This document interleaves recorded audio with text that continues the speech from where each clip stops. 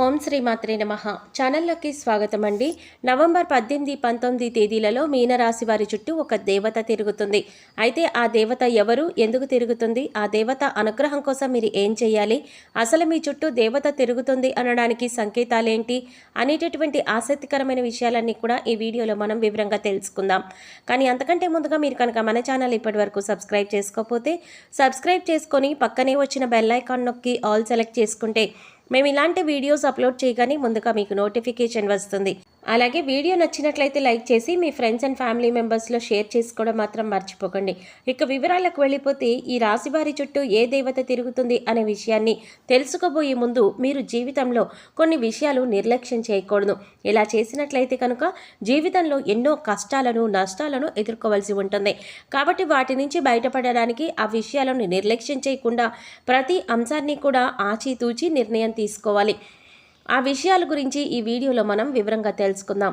ప్రస్తుతం ఉన్న పరిస్థితిని అనుసరించి కొన్ని సందర్భాలలో మీరు తోచింది చేసే విధంగా మీరు ప్రవర్తిస్తూ ఉంటారు. అటువంటి పరిస్థితులను మార్చుకోపోయినట్లయితే జీవితంలో కష్టాలు ఎదుర్కొంటారు. అందుచేత ప్రతి ఒక్క అంశాన్ని క్షుణ్ణంగా పరిశీలించి నిర్ణయం తీసుకోవాలి.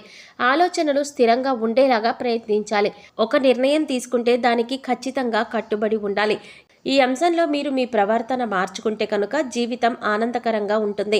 ఈ రాశి వారికి జీవితంలో ఒడిదుడుకులు ఎక్కువగా ఉంటాయి. అలాగే అధికంగా శ్రమించి తమ బాధ్యతను నిర్వహించి ఉన్నత స్థానానికి చేరుకుంటారు. ఈ రాశి వారికి మంచితనం, మానవత్వం అధికంగా ఉంటాయని చెప్పుకోవచ్చు. ఇతరులు కష్టాల్లో ఉంటే ఖచ్చితంగా ఏదో ఒక విధంగా సహాయం చేయాలి అని అనుకుంటారు.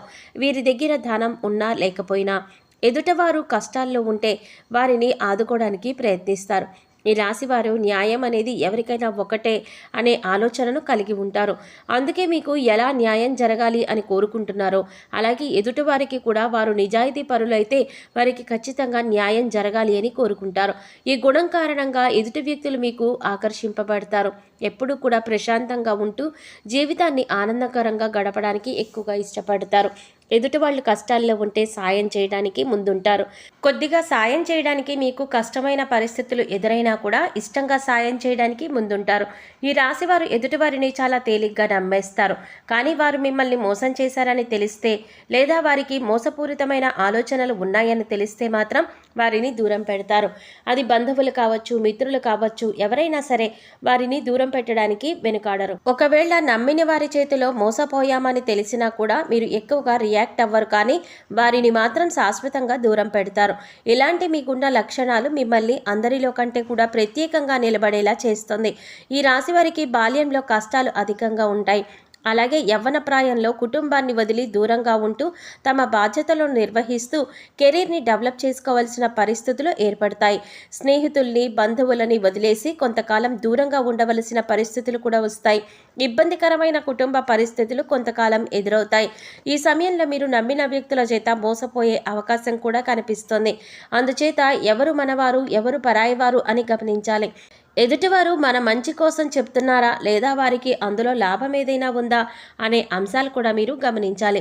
ప్రతి ఒక్కరి మీద ఒక కన్నేసి ఉంచాలి. ఎందుకంటే మీరు నమ్మిన వారే మీతో స్నేహపూర్వకంగా మాట్లాడుతూనే మిమ్మల్ని మోసం చేసి మిమ్మల్ని ఇబ్బందుల్లో పడే అవకాశాలు ఎక్కువగా ఉన్నాయి. ఈ సమయంలో మీరు ఈ రాశివారు వ్యాపార కూడలిని అద్దెకి ఇచ్చే ఆలోచనలో ఉంటే మానుకుంటే మంచిది. ఎందుకంటే అది మీకు నష్టాన్ని చేకూర్చవచ్చు. ఇక మీ వ్యాపారం ఏదైనా ఉంటే దాన్ని విస్తరించడానికి ప్రయత్నించినట్లయితే లాభాల బాట పడతారు. అలాగే వ్యాపారంలో ఎప్పుడూ అనుభవజ్ఞులను భాగస్వాములుగా చేర్చుకోవడానికి ప్రయత్నించండి. మీకు ఏదైనా సహాయం కావాలంటే అది చిన్నదైనా పెద్దదైనా కుటుంబ సభ్యుల యొక్క సలహాలు అలాగే వారి సహకారం తీసుకోవడానికి ప్రయత్నించండి. అలాగే ఈ సమయంలో మీరు డబ్బును అప్పుగా ఇచ్చినా తీసుకున్నా వాటికి కూడా సంబంధించిన పత్రాల గురించి చాలా జాగ్రత్తగా ఉండాలి. ఎందుకంటే ఈ సమయంలో మీకు సూరిటీ సంతకాల విషయంలో ఇబ్బందికరమైన పరిస్థితులు కనిపిస్తున్నాయి. అయితే డబ్బులు ఇచ్చి పుచ్చుకునేటప్పుడు పత్రాలు జాగ్రత్తగా తీసుకుంటే కనుక ఎటువంటి ఇబ్బంది ఉండదు. ఇక ఈ సమయంలో ముఖ్యంగా ఈ రాశివారి చుట్టూ ఒక దేవత తిరుగుతోందనే చెప్పాలి. దీనికి గల కారణం మీరు ఇతరులకు నిస్వార్థంగా సహాయపడే విధానం కావచ్చు, లేదా మీరు నిష్కల్మషమైన మనసుతో అమ్మవారిని పూజించిన విధానం కావచ్చు, మీ దయాగుణము, దానగుణము కావచ్చు. వీటి కారణం చేత అమ్మవారు ప్రసన్న ప్రసన్నమై మీ వెనకాలే ఉండి మిమ్మల్ని నడిపిస్తున్నారు. అందుచేత ఈ రాశి వారు ఎదుటివారితో మాట్లాడేటప్పుడు కానీ, ఎదుటివారికి సహాయం చేసేటప్పుడు కానీ చాలా నిర్మలమైన మనసుతో చేయాలి. అమ్మవారికి కోపం తెప్పించే విధంగా మీ ప్రవర్తన అనేది ఉండకూడదు. మీ దగ్గర లేని వ్యక్తుల గురించి మీరు తప్పుగా మాట్లాడకూడదు. కష్టాల్లో ఉన్నవారు మీ వద్దకు వస్తే ఈ సమయంలో వారికి లేదు అనకుండా మీకు వీలైనంత ఎంతో కొంత సహాయం చేయండి. మంచితనం, మానవత్వం వదులుకోకుండా ప్రవర్తించండి. ఇంటిని పరిశుభ్రంగా ఉంచుకోవడానికి ప్రయత్నించండి. అమ్మవారి కరుణా కటాక్షాలను పొందుతారు. ఇళ్ళు వాకిళ్ళు శుభ్రంగా ఉన్న చోట లక్ష్మీదేవి తిష్ట వేసుకొని కూర్చుంటుందని పెద్దలు చెప్తున్నారు. అలాగే ఇంటిని శుభ్రం చేసుకున్నాక ఇంట్లో సుగంధ ద్రవ్యాలతో ధూపం వేయండి. ఇలా చేయటం వల్ల అమ్మవారి ఆశీస్సులు మీపైన ఎల్లప్పుడూ ఉంటాయి. అలాగే అమ్మవారు మీ చుట్టూ తిరుగుతోంది అని చెప్పడానికి సంకేతాలేంటో ఇప్పుడు తెలుసుకుందాం. ఇంట్లో ఎప్పుడు సుగంధ పరిమళం వస్తున్నట్లయితే కనుక మీ ఇంట్లో దేవత ఉందని అర్థం చేసుకోవాలి. తరచుగా ఇంట్లో పసుపు కుంకుమ వాసన వస్తున్నట్లయితే అమ్మవారు మీతోనే ఉందని అర్థం చేసుకోవచ్చు. అలాగే మీ ఇంట్లో తరచుగా గజ్జల శబ్దం వినపడుతున్నా కూడా మీ ఇంట్లో అమ్మవారు ఉన్నట్లు అర్థం చేసుకోవచ్చు. ముఖ్యంగా రాత్రి సమయంలో గజ్జల శబ్దం వినపడుతున్నట్లయితే కనుక అమ్మవారు మీ ఇంట్లో తిరుగుతున్నారని అర్థం. మనసు ప్రశాంతంగా ఉన్నట్లయితే కనుక దేవత మీ వెనకాలే ఉండి మిమ్మల్ని అనుగ్రహిస్తుందని చెప్పుకోవచ్చు. ఎందుకంటే కొన్ని సందర్భాలలో కొంతమందిని చూసినట్లయితే ఎటువంటి ఇబ్బందులు కష్టాలు లేకపోయినా మనసు మాత్రం ఆందోళన పడుతూ ఉంటుంది. అలా కాకుండా కొంతమందిని చూసినట్లయితే ఎన్ని కష్టాలు ఉన్నా చాలా ప్రశాంతంగా ఉంటారు. మరి అటువంటి వారికి అమ్మవారి అనుగ్రహం ఉందని చెప్పుకోవచ్చు. ఇక ఎప్పుడు ఎదుటివారి మంచి కోరుకుంటూ దాన ధర్మాలు చేస్తూ నిస్వార్థంగా ప్రవర్తించినట్లయితే కనుక అమ్మవారు మిమ్మల్ని తొందరగా అనుగ్రహిస్తుంది. అయితే ఈ రోజున మీరు శక్తి కొలది అమ్మవారికి పాయసం కానీ పులిహార కానీ చేసి నివేదన చేయండి. అలాగే ఈ రోజున మీరు చేయకూడని తప్పు ఇంకొకటి ఉంది. ఈ తప్పు చేసినట్లయితే అమ్మవారి ఆగ్రహానికి గురవుతారని గుర్తుంచుకోవలసి ఉంటుంది.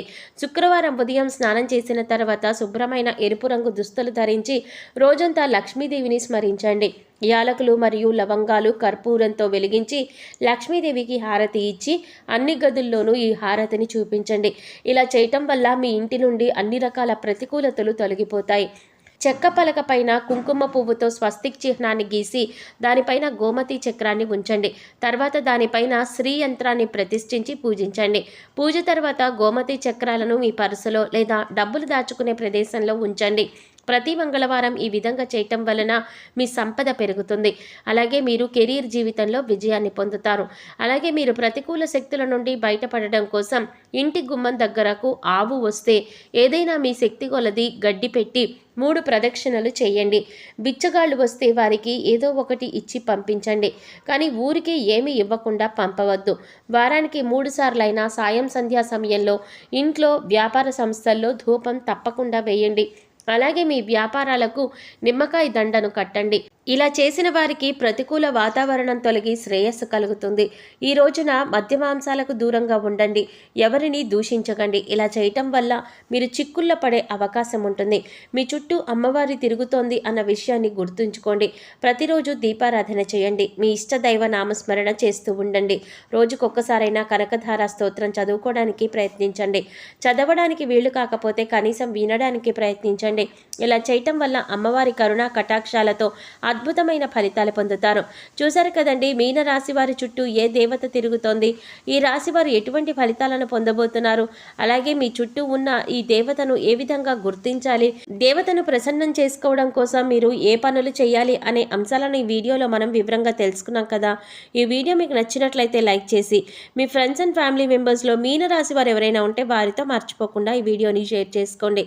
అలాగే ఇప్పటి వరకు మన ఛానల్ సబ్స్క్రైబ్ చేసుకోకపోతే సబ్స్క్రైబ్ చేసుకొని పక్కనే వచ్చిన బెల్ ఐకాన్ నొక్కి ఆల్ సెలెక్ట్ చేసుకుంటే మేము ఇలాంటి వీడియోస్ అప్లోడ్ చేయగానే ముందుగా మీకు నోటిఫికేషన్ వస్తుంది. మరో చక్కటి వీడియోతో మళ్ళీ కలుద్దామండి. ఓం శ్రీమాత్రే నమః.